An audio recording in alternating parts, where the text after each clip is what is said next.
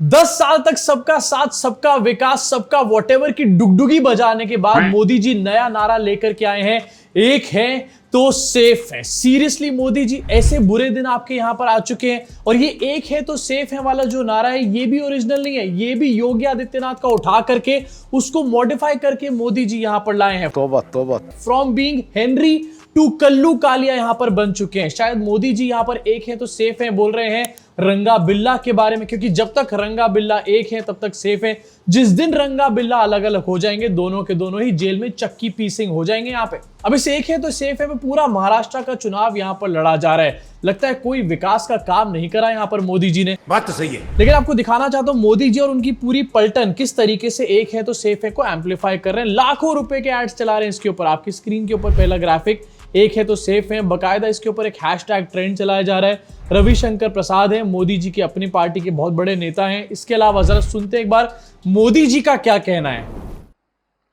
हम एक रहेंगे तो सेफ रहेंगे, हम एक रहेंगे तो हम एक रहेंगे तो हम एक रहेंगे तो हम एक रहेंगे तो। अरे बस करो मोदी जी, कोई नहीं बोल रहा सामने से, आपकी आवाज ही आपको एको करा रही है ऐसा लग रहा है मुझे। और यार कितनी ज्यादा डेस्परेट है भारतीय जनता पार्टी चुनाव जीतने के लिए। एक बुजुर्ग आदमी को स्टेज पे खड़ा करके हम एक रहेंगे तो हम एक रहेंगे तो करवा रहे हैं। यार शर्म आनी चाहिए लोगों को। अब इसी के ऊपर कांग्रेस का क्या रिएक्शन है आपको दिखाना चाहता हूं। राहुल गांधी ने ट्वीट करके डाला है ग्राफिक जहां पर लिखा हुआ है एक है तो सेफ है और बीच में फोटो लगी है मोदी जी की, अडानी की, अजीत डोभाल की, अमित शाह की और माधवी बूच आंटी की फोटो यहां पर लगी है। हम एक है तो सेफ है। लगता है इन्हीं के बारे में बात कर रहे थे मोदी जी। जिसने भी ये ग्राफिक बनाया काफी एप्ट बनाया है। इसके अलावा अपनी स्क्रीन पे देखो किस तरीके से लाखों रुपए खर्च किए जा रहे हैं इस कैंपेन को प्रमोट करने के लिए। इंडियन एक्सप्रेस पे फ्रंट पेज पे आधे पेज की एड छापी और लिखा है एक है तो सेफ है। मतलब मोदी जी का थोबड़ा भी यहां पर नहीं लगाया, एक है तो सेफ है के नारे को हर जगह यहां पर एम्पलीफाई किया जा रहा है। इनको भी पता है कि मोदी जी के नाम पर भी अब वोट नहीं मिलेंगे, सिर्फ डिवीजन के नाम पर ही वोट मिलेंगे। अब वैसे अगर आपको लगता है कि सिर्फ मोदी जी ही कैंपेन कर रहे हैं महाराष्ट्र का, तो ऐसा नहीं है। यहां पर स्मृति चाची भी सामने आ चुकी है। यस, हमारे को तो लगा कि शायद इनका पॉलिटिकल करियर ऑलरेडी खत्म हो चुका है, लेकिन नहीं, अभी खत्म नहीं हुआ है। ये मोदी जी को और डुबाएंगे अभी। जरा देखिए आपकी स्क्रीन के ऊपर इस टाइम पर एक रील चल रही होगी। यस, तुलसी चाची ने यहाँ पर रील चाचा को कंपटीशन देना शुरू कर दिया और एक रील बना करके डाली है जहां पर वो मुंबई की लोकल में सफर कर रही हैं। और जरा एक बार ऑडियो के साथ सुनो। रेलगाड़ी रेलगाड़ी छुक छुक छुक छुक छुक छुक छुक, बीच वाले स्टेशन बोले रुक रुक रुक, बीच वाले स्टेशन बोले रुक रुक रुक जाओ स्मृति चाची प्लीज रुक जाओ। ये रील बनाने का काम अश्विनी वैष्णव का था, उन्हीं को करने दो। ऐसा लग रहा है सारी की सारी बीजेपी जो है वो पॉलिटिक्स छोड़ करके टिकटॉकर बनने चले हैं अब। इसी के साथ महाराष्ट्र चुनाव के बारे में अगर और बात करी जाए तो मोदी जी का जो नारा है ना, एक है तो सेफ है, आपको लग रहा होगा शायद अलग अलग जातियों और धर्मों के बारे में है। नहीं, ये अपनी पार्टी के लिए और अपने अलायंस के लिए मोदी जी बोल रहे हैं, क्योंकि इनके अपने अजीत दादा जो हैं वो इधर उधर जाते हुए नजर आ रहे हैं। आपकी स्क्रीन के ऊपर है अजीत दादा जो कि महाराष्ट्र के डिप्टी सीएम है। Ajit Pawar says he didn't seek PM's rally as Baramati contest is within family. Ajit Pawar ये कह रहे हैं कि मुझे मोदी जी की रैली की जरूरत ही नहीं है। इन शॉर्ट, मुझे मोदी जी की जरूरत ही नहीं है। मेरे को लग रहा है इसके लिए ही यहाँ पर मोदी जी कह रहे थे कि एक है तो सेफ है। इनफैक्ट महाराष्ट्र चुनाव से एक और क्लिप काफी ज्यादा ट्रेंड कर रही है। लाइव टेलीप्रॉम्प्टर आपने कभी देखा है? मतलब जीता जागता टेलीप्रॉम्प्टर नहीं देखा? अभी दिखा देते हैं आपको। सुरक्षित तर घर सुरक्षित, बरोबर। आणि काय केलं, महात्मा फुले योजना 1.5 लाखाची 5 लाख केले. अजून काय केलं, सुदृढ बालक, जागरूक पालक, सुदृढ बालक. अरे बालक, बालक हा देशाचं भवितव्य आहे. दुसरं आरोग्य तरुणाईचं वैभव महाराष्ट्राचे, आरोग्य तरुणाईचं वैभव महाराष्ट्राचं. कारण तरुणाई हे वैभव आहे आपलं. आरोग्याची वारी पंढरीच्या दारी, आरोग्याची वारी पंढरीच्या वारी. किती किती योजना केल्या गिनीज बुक मध्ये. ये है असली जीता जागता टेलीप्रॉम्प्टर। मोदी जी सारे टेलीप्रॉम्प्टर को छोड़ दो, इस बंदे को हायर कर लो यहाँ पर। आप एक बार भी अब्बा डब्बा जब्बा नहीं करोगे उसके बाद, पक्की बात है। टेलीप्रॉम्प्टर के इन्वेंशन से पहले मोदी जी और उनके जैसे नेता किस तरीके से भाषण देते थे, इस तरीके से देते थे। अब जब महाराष्ट्र में इलेक्शन शुरू हो चुके तो मोदी जी की हवा बनाने की तो बहुत जरूरत है और मोदी जी की हवा बनाने के लिए गोदी मीडिया की सख्त जरूरत है। इसलिए यहाँ पर रूबिका भाई भी पहुंच चुके हैं। रूबिका भाई ने लेकिन ग्राउंड रिपोर्टिंग के चक्कर में मोदी जी की लुटिया डुबो करके रख दी है। आपको दिखाना चाहेंगे सबसे पहले रहने के बाद बाहर देश का माल यहाँ के किसानों के माल का भाव गिरा देते। हाँ, ये गलत है, ये नहीं होना। रग में मोदी होना अपने को। अरे अरे पर भाव नहीं मिल रहा ना, बोल रहे हैं। मैडम ये कांग्रेस होना। भाव मिलेगा काश्तकार पंजा मैडम पंजा मोदी नहीं होना। मोदी को डिलीट मारो मैडम, मोदी को डिलीट मारो। नहीं होना, मोदी जी होना। बंटवारा नहीं होना, मोदी जी होना। नहीं नहीं नहीं नहीं मैडम पंजा होना, पंजा वोट मांग रहे हैं आप लोग। देखो जिसको जो होना जाकर वोट जरूर करना, ठीक है ना। पंजा पंजा पंजा आमचा कमाल मोदी जी। रूबिका भाई अल्टीमेटली इतना खिसिया गए कि उन्होंने बोला कि जिसको भी वोट करना है लेकिन वोट जरूर करना। और आपने देखा होगा किस तरीके से खिलखिलाहट सामने आई थी जब मोदी जी का नाम लिया एक बंदे ने। आपको दिखाना चाहूंगा आपकी स्क्रीन के ऊपर। इसको कवर अप करने के बाद एक ट्वीट भी करके डाला। सच कहूं तो यही महाराष्ट्र का हाल है इस वक्त, एकदम 50-50। 43 सेकंड के इस वीडियो में चुनाव का हाल 50-50 अगर रूबिका भाई कह रहे हैं तो आप खुद समझ जाओ कि आखिरकार महाराष्ट्र में हालत क्या है। मैं कुछ नहीं बोल रहा यहाँ पे। इसी के साथ आगे बढ़ना चाहूंगा और एक बहुत सीरियस और हार्ट ब्रेकिंग न्यूज के बारे में बात करना चाहूंगा।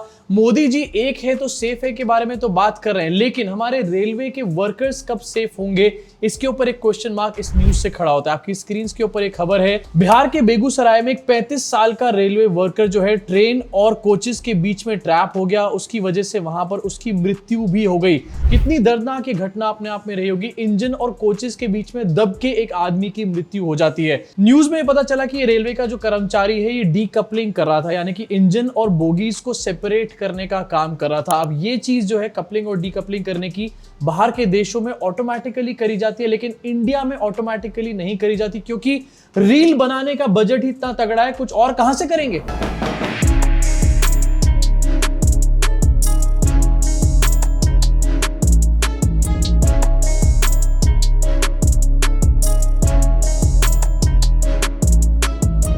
बुलेट ट्रेन और वंदे भारत को नमो भारत का नाम देने की यहां पर बातें करी जाती है, लेकिन ट्रेन का जो बेसिक इंफ्रास्ट्रक्चर है, जो बेसिक फैसिलिटीज हैं, वही नहीं यहां पर प्रोवाइड करा जाती, जिसकी वजह से हमारे रेलवे के कर्मचारी इस तरीके से रोज रोज मर रहे हैं। एंड इसको लेकर के राहुल गांधी ने भी कुछ कहा है। आपको एक बार स्क्रीन पे दिखाना चाहता हूं। राहुल गांधी का कहना है कि आम लोग कब सेफ होंगे मोदी जी, आप तो बस एक अडानी को सेव करने में लगे हुए हैं। ये भयावह तस्वीर और खबर भारतीय रेल की लंबी लापरवाही, उपेक्षा और जानबूझकर की गई कम भर्तियों का परिणाम है। अब वैसे कम भर्तियों का तो यहाँ पर कहा नहीं जा सकता, लेकिन डेफिनेटली इसमें एक लापरवाही जरूर सामने आई है। इसके ऊपर एक इंक्वायरी भी हुई है, लेकिन आखिरकार इस तरीके की चीज सामने आई ही क्यों है। और अब ये मीटिंग इन्वेस्टिगेशन से आखिरकार क्या होगा। 35 साल के एक जवान आदमी ने अपनी जान खोई है, उसकी फैमिली का क्या होगा, उसके बाद क्या उसको कॉम्पनसेशन देने वाली हमारे देश की सरकार, इसके बारे में कोई भी यहां पर बात नहीं कर रहा। एंड खासकर से हमारे रेल मंत्री तो बिल्कुल भी बात नहीं कर रहे। अब जरा खुद सोच के ये बात बताओ कमेंट सेक्शन में कि मोदी जी की पॉलिटिक्स से, इस हेट पॉलिटिक्स से, एक है तो सेफ है टाइप के नारों से, क्या इस तरीके की चीजों के ऊपर कोई कभी फर्क पड़ने वाला है? डेफिनेटली नहीं पड़ने वाला। इनफैक्ट ये चीजें और वर्स ही होने वाली हैं। मोदी जी आपका ध्यान बार बार भटका रहे हैं, एक है तो सेफ है करके, गोल्ड ले लेंगे, बेटी छीन लेंगे करके बहुत अच्छी तरीके से मोदी जी आपका ध्यान भटका रहे हैं, लेकिन आपके ध्यान भटकने के चक्कर में आप और हम जैसे लोग इस तरीके से बेचारे मारे जा रहे हैं। चलो काफी हो गई सीरियस बातें। एक और ट्रेंडिंग न्यूज आपको दिखाना चाहता हूं। बहुत सारे लोग अपनी गाड़ियों से बहुत प्यार करते हैं, उसको चमका के रखते हैं, लेकिन क्या आपने कभी सुना है कि कोई आदमी अपनी गाड़ी की विदाई कर रहा है? यस, उसका फ्यूनरल किया जा रहा है, उसको दफनाया जा रहा है बाकायदा। और ये किसी और के साथ नहीं बल्कि वैगनार के साथ किया जा रहा है। गुजरात के अमरेली में एक फैमिली ने अपनी 12 साल पुरानी वैगनार को यहाँ पर विदा किया और बकायदा उसको दफनाया भी गया है। इस फैमिली ने बताया कि ये जो कार है उनके लिए लकी कार थी। इनफैक्ट इस पूरी सेरेमनी में इस फैमिली ने 4 लाख रुपए से भी ज्यादा खर्च कर दिए। अबे इतने की तो गाड़ी की वैल्यू नहीं होगी। अब चाहे ये गाड़ी वैगनार ही क्यों ना हो, लेकिन इसको सेरेमनी ऐसे मिली है जैसे ये जी वैगन हो, वैगन आर ना हो।